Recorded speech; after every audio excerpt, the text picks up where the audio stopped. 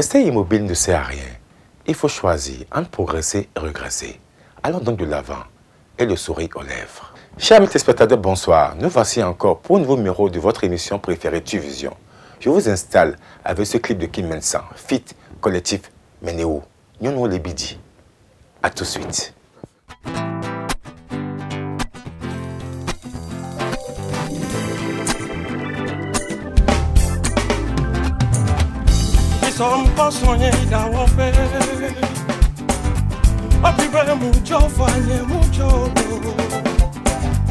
No dime secreto a tu me lima pleno Pa plusieurs coins libérés Ole bici Idolatoire a que l'on en vide Ole bici domi Idolatoire a que l'on en vide La Robert n'est pas collée La Robert n'est pas collée.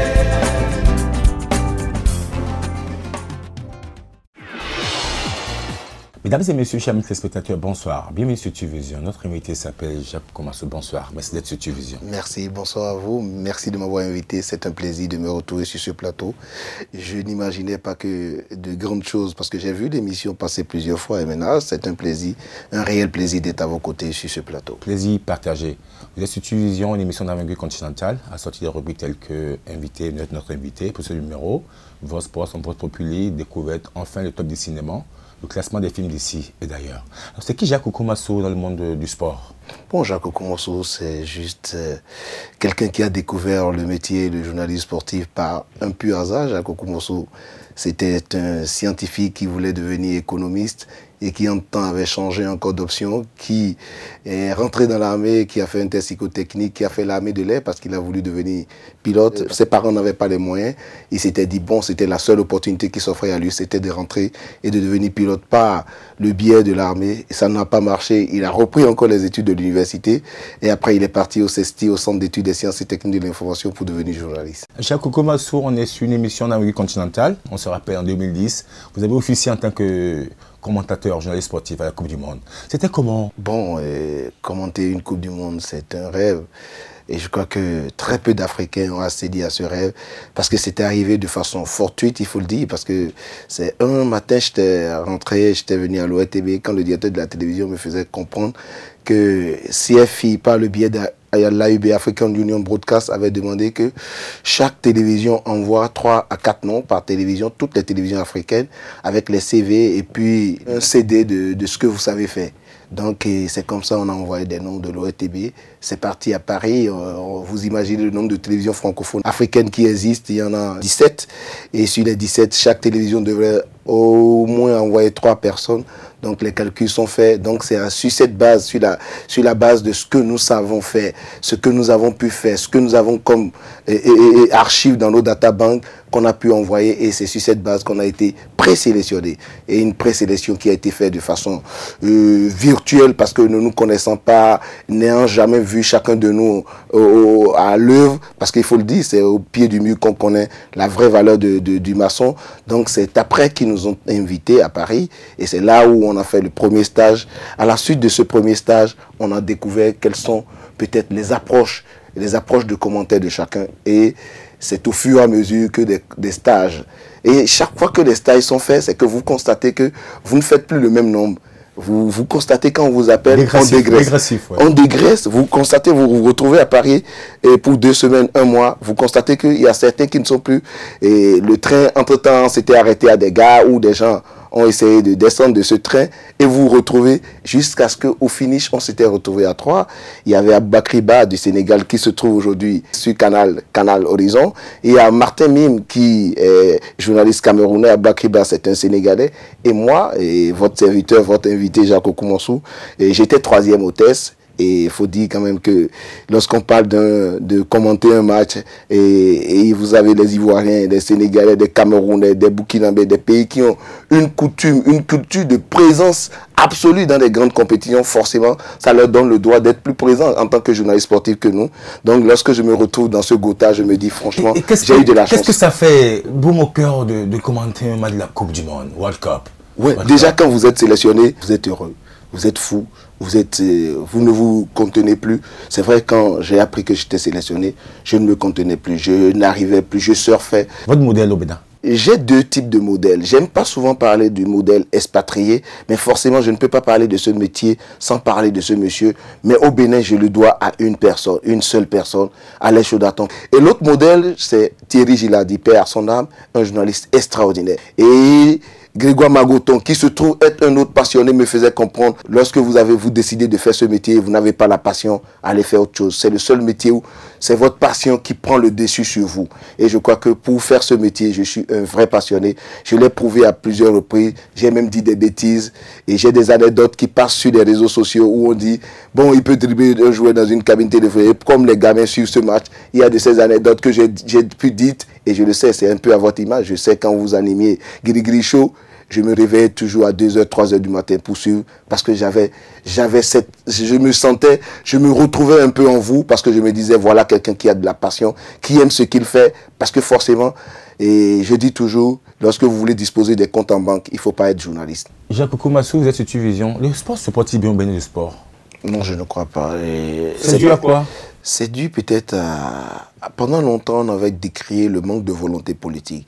Mais aujourd'hui, on ne peut plus dire, parce que le général Mathieu Kérékou a montré qu'on peut être âgé et avoir un regard vers sa jeunesse. Ça veut dire qu'on ne peut plus parler de manque de volonté politique, mais on peut peut-être aujourd'hui dire simplement que c'est le seul pays au monde où on ne connaît pas les joueurs qui officient dans le championnat, mais on connaît les dirigeants. Comprenez aisément avec moi qu'on ne peut pas parler de football. Et le football, la discipline qu'est le football est la reine des disciplines. Donc lorsque le football, cette locomotive n'arrive pas à tirer les wagons, les autres disciplines sont complètement sous torpeur. Donc comprenez aisément que c'est ce qui explique la disparition du sport sous les tropiques. Mieux, la formation académique ne s'y prête pas. Parce que le système éducatif béninois est devenu un système qui se veut être performant, mais qui n'est pas performant, qui détruit l'intelligence, qui détruit la formation, l'éducation physique et scolaire. Parce que l'EPS doit participer à l'épanouissement des enfants. Donc voilà aujourd'hui la cheminée du volcan dans lequel nous sommes. Et forcément, ça nous éclabousse tous.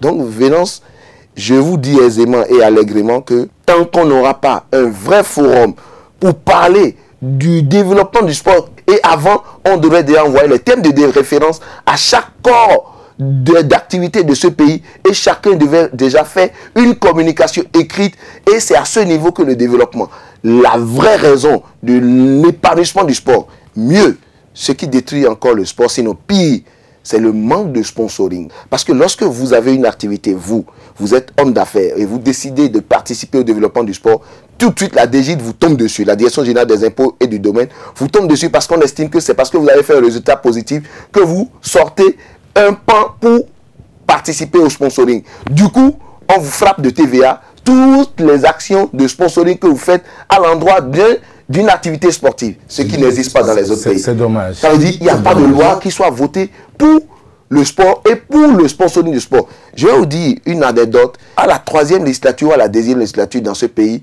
on avait 3 présidents de fédération qui étaient députés à l'Assemblée. Mais vous imaginez que ces présidents de fédération n'ont jamais proposé une loi pour le développement du sport, pour le sponsoring du sport. Moi, je dis aujourd'hui, Vénance, profitant de votre plateau, à demander à tous les jeunes, tant que ces gens-là, ces députés, surtout qu'on est à la veille des élections, que ces députés ne vont pas voter une loi pour le développement du sport, que les jeunes que nous constituons, qui sommes au moins 60% de la population béninoise, ne votions pas pour ces gens. Merci Jacques Okomassou, merci, c'est très intéressant. Ils sont très nombreux à suivre cette émission. Monsieur Jacques Okomassou, vous aimez souvent la musique, vous écoutez quel genre de musique? Je suis un passionné de la musique, et comme je suis passionné du sport, comme je suis passionné de ce que je fais, parce que vous savez, quand la musique et le sport, il n'y a même pas de fossé. Parce que c'est juste, vous allez voir la plupart, certains sportifs finissent toute leur carrière. Parce qu'on voit souvent dans les matchs, avant-match, les artistes, les sportifs, ils ont des écouteurs, ils écoutent de la musique. Ils sont friands parce que c'est des moments de concentration. Lorsque moi j'écoute de la musique, je me concentre, j'oublie tout autour de moi. Je fais le vide dans ma vie. Vous écoutez qui au Bénin? Au Bénin, j'écoute Saboran, parce que Saboran c'est le maître et c'est mon maître à moi. Malheureusement, je ne suis pas une femme et je suis friand aussi des rondeurs. 2010 en Afrique, vous avez rencontré qui comme grand star? Et j'ai rencontré Shakira, bien entendu. J'avais énormément de plaisir à la voir parce que c'était elle qui avait encore remporté l'hymne de la Coupe du Monde 2010. Comme star de football, vous avez rencontré qui?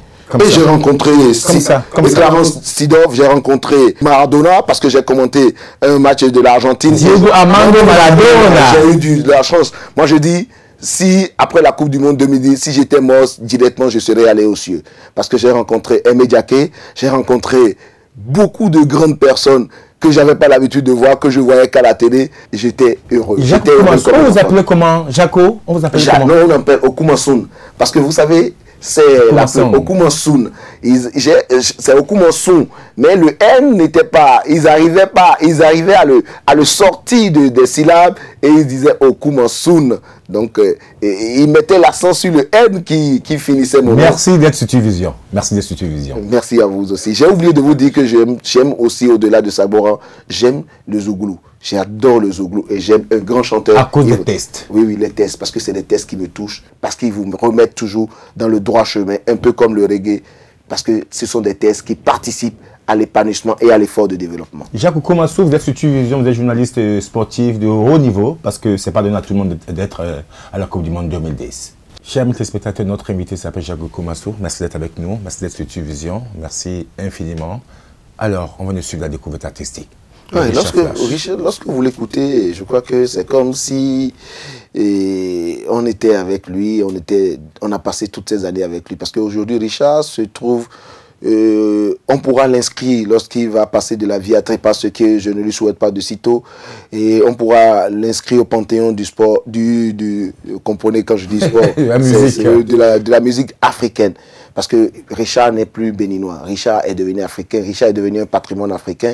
Richard est sorti de notre contexte. Richard vient de nous prouver qu'on peut sortir de son grand popo, de son petit village natal, faire ce parcours. Parce que c'est les premiers à avoir vu les Blancs et comprendre aujourd'hui qu'on peut imiter et être mieux assimilé que le Blanc. Richard, c'est un artiste, c'est un vrai artiste. C'est chapeau à l'artiste, comme on a l'habitude de le dire.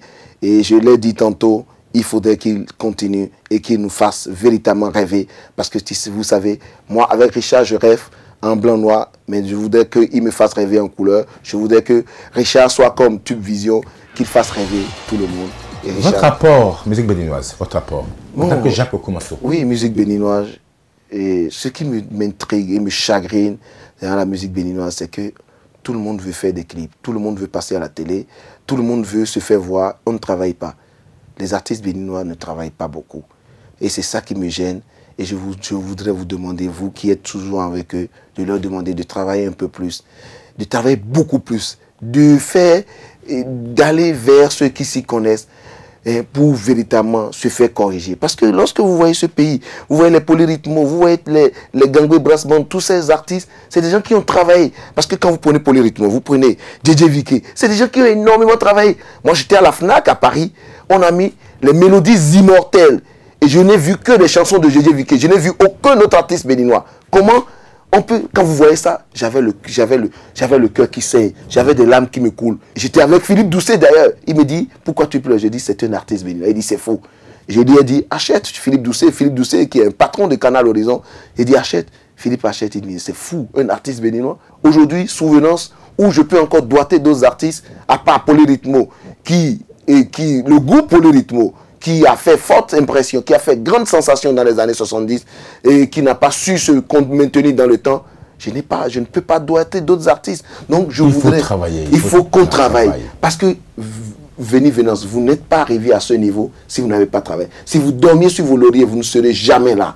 Quand vous avez quitté Golf, vous ne serez jamais arrivé à ce niveau. Parce que vous avez pris votre destin en main, vous avez compris que sans le travail, vous ne pouvez pas vous épanouir. Et Bernard Dadier l'avait dit. Seul le travail libère l'homme. Le travail crée l'indépendance autour de toi. Le travail te chasse des vices. Mais lorsque vous faites des petits travaux, vous êtes à la sauvette, vous voulez vite apparaître, vous voulez vite passer à être artiste, je crois qu'à la fin, le travail est toujours inachevé. Ça gêne de voir quelqu'un qui n'a pas pu véritablement faire de la musique. C'est vrai, l'État aussi a sa responsabilité. Vous savez depuis combien d'années il y a le conservatoire en Côte d'Ivoire? On n'a même pas un théâtre national au Bénin. On n'a même pas un conservatoire. Le Bénin est un terrain vierge, c'est un pays vierge. On ne fait que de la politique. C'est pour ça que j'ai conçu une vision pour permettre aux artistes de sortir. De torpeur. Et dans le même temps, les conseils. Mais demandez aussi à l'État de participer au développement des artistes. Un art fait découvrir plus un pays que la diplomatie de ce pays. Aujourd'hui, lorsqu'on parle d'Angélique Kidjo, on sait qu'elle est béninoise. Lorsqu'on parle de Dimo Oussou, on sait que c'est un béninois. Lorsqu'on parle de telle personne, on sait que ce sont des béninois. Mais ces gens-là, c'est des sorties éparses, des connaissances éparses. Alors qu'on pouvait avoir des tonnes, des flopées, des kyriels d'artistes. Jacques Koumassou, parlons du sport. Est-ce qu'on a réellement des professionnels au Bénin? Ce sont des expatriés qui ont été formés, dont nous profitons. Vous prenez Imoru, vous prenez certains qui sont là et qui viennent. Ce sont nos enfants, mais qui décident de revenir au pays simplement parce qu'ils n'ont pas pu profiter de leur deuxième patrie, qu'est la France ou qu'est la patrie où ils sont nés. Voilà un peu. Donc le Bénin a intérêt à mettre sur pied des écoles de formation, aussi bien dans le sport, dans les arts, un conservatoire, un théâtre national, construire un vrai théâtre. Et je peux vous le dire, dans ce pays, voilà un pays où, vis-à-vis de nous-mêmes, lorsque la Chine a décidé de nous construire un théâtre national, on a préféré avoir un palais des congrès. Un lieu où on va se rencontrer juste pour discuter toujours. C'est le seul pays où on fait le plus de forums, de séminaires au monde, c'est au Bénin. Je peux vous dire un autre exemple. Les Burkinabés ont décidé, sous Blaise Compaoré, de ne plus faire de forums ni de séminaires. Ils disent, allez au Bénin, des résolutions, ils en ont au moins une dizaine. Allez chercher les résolutions, vous faites des recoupements. On prend la meilleure, la similitude entre tous les forums qui ont été faits et on applique. Vous avez vu avec moi le classement des meilleurs films d'ici d'ailleurs. Vos impressions, les films africains béninois.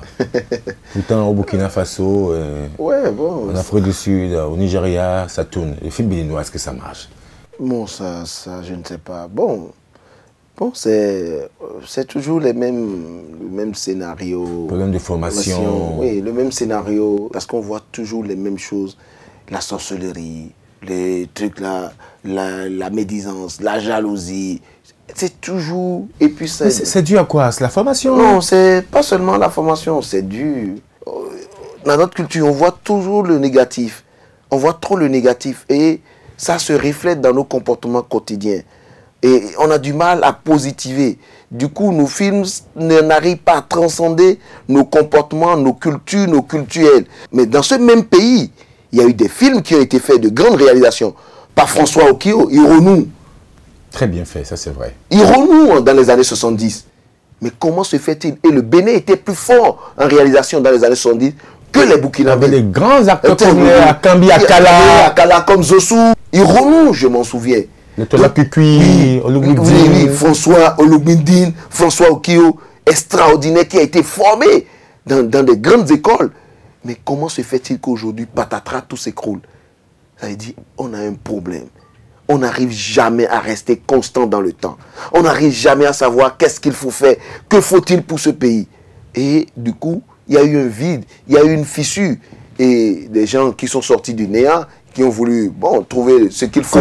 Conseil, Jacques Koumassou, conseil. Je voudrais simplement dire qu'il faudrait que, comme je l'ai dit pour les artistes, que les gens travaillent, que les gens prennent le temps d'écrire des synopsis, d'écrire des scénarios. Et à la fin, de voir comment ça va être fait et de ne plus tourner avec une caméra. Parce qu'on a besoin d'être présent à l'étalon de Yelega, on a besoin d'être présent au FESPACO, parce qu'on a quelque chose, on a des choses qui sont faites dans notre pays, qu'on peut critiquer, qu'on peut dénoncer, qu'on peut aussi favoriser. À ce titre, il faudrait que les gens prennent leur temps. Parce qu'à aucun moment, nos artistes n'ont jamais été présents au FESPACO. Et le FESPACO se trouve être aujourd'hui le festival qui fait la promotion du cinéma africain. Et le cinéma béninois ne fait pas partie du cinéma africain. C'est grave. C'est vraiment grave. C'est désolant. C'est hallucinant. Le vrai problème de ce pays, c'est parce que les gens ne sortent pas. Et la sortie, la découverte, aller brosser son ménage contre les autres, ça vous permet de dire, tiens, ça veut dire chez moi, on a encore du boulot à faire. Merci Jacques Koumassou d'être sur cette émission. Merci, c'est très bien suivi. Ils sont très nombreux à suivre cette émission. Jacques Koumassou, vous aimez quel genre de musique? Je suis friand des musiques et zouglou.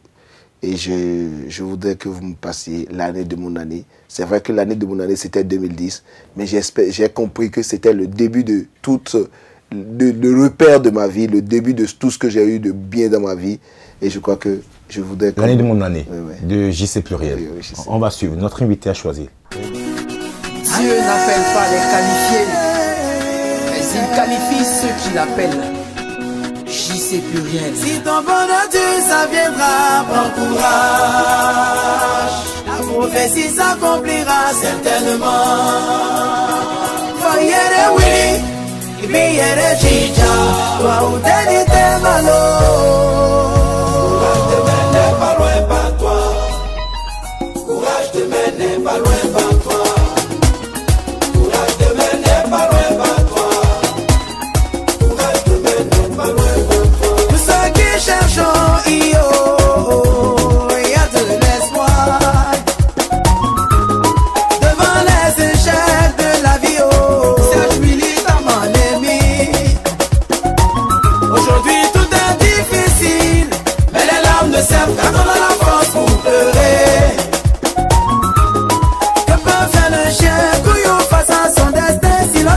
À son cou, hey.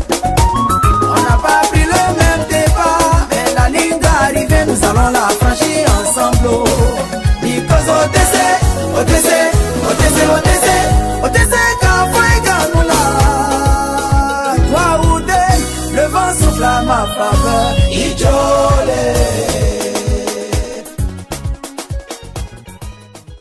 Jacques Okumassou, on est à la fin de notre émission, 52 minutes passées ensemble. Qu'est-ce que vous avez vu sur Tuvision? Qu'est-ce que vous avez vu? J'ai vu un personnel dévoué, un personnel qui adore son boulot, un personnel qui a compris que seul le travail épanouit l'homme. Et je fais un coucou à tout ton personnel parce que j'ai senti que Vénance, vous êtes bien entouré. J'ai compris que c'est une famille et je crois que je voudrais désormais faire partie de cette famille. J'ai eu du plaisir à aussi venir dans ce studio. C'est un studio extraordinaire, énorme, parce qu'on était à milieu d'imaginer que un jeune comme vous puisse se transcender, puisse comprendre que seul, il peut aujourd'hui faire bouger les choses, parce que lorsqu'on vous voit, on voit que c'est l'iceberg, mais la face visible de l'iceberg, et lorsqu'on vient ici, on découvre presque tout l'iceberg, parce qu'il y a une profondeur assez monstrueuse. Vénance, je vous souhaite beaucoup de courage. Merci, je vous demande de continuer. Ne lâchez jamais prise. Parce que dans ce pays, les gens n'attendent que quand on lâche prise. Parce qu'il n'y a jamais des gens, quand vous faites bien, ils ne vous disent jamais que vous faites bien. Mais c'est quand c'est mauvais qu'on dit oui, vous avez vu, il est tombé maintenant. Il n'avait pas les moyens de le faire. J'espère pouvoir demander, parce que là, je profite de cette tribune pour demander. Venez ici, venez, c'est une tribune qui vous est offerte. C'est l'une des meilleures tribunes et une tribune artistique. C'est la meilleure tribune où on peut véritablement poser des publicités. Venez nombreux, venez sur cette affiche TubeVision. Ça vous permet d'aller violer l'intimité des gens avec vos produits. Passez sur TubeVision. Aidez TubeVision à grandir. Aidez TubeVision à aider les artistes, à aider, à permettre aux gens de sortir de torpeur. Parce qu'à présent, TubeVision parle que des gens qui sont connus. Mais lorsque vous serez avec TubeVision, je suis sûr que des artistes qui sont inconnus vont être découverts. Et ce sera grâce à ce monsieur, grâce à son équipe, grâce à sa famille. Parce que ce n'est plus une équipe, c'est une famille. Merci frère. Vénance, merci je suis très heureux d'être venu sur ce plateau. Merci infiniment. Merci Jacques Okumassou. Merci d'être sur cette émission. C'est un plaisir pour nous. On va se quitter avec le clip de Laurette Lappel, Terminus. Merci à l'équipe technique, merci à Willas, merci à Agustino, merci à Justice, merci à Eric. À la semaine prochaine. Bye bye.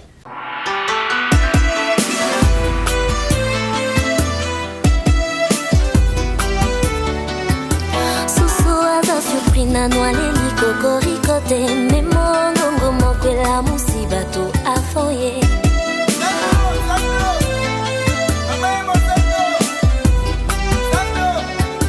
halala tatar kasala mukakatu endurance ya toro vraiment infatigable 207 yango bureau na ye olonda konta brana krakaye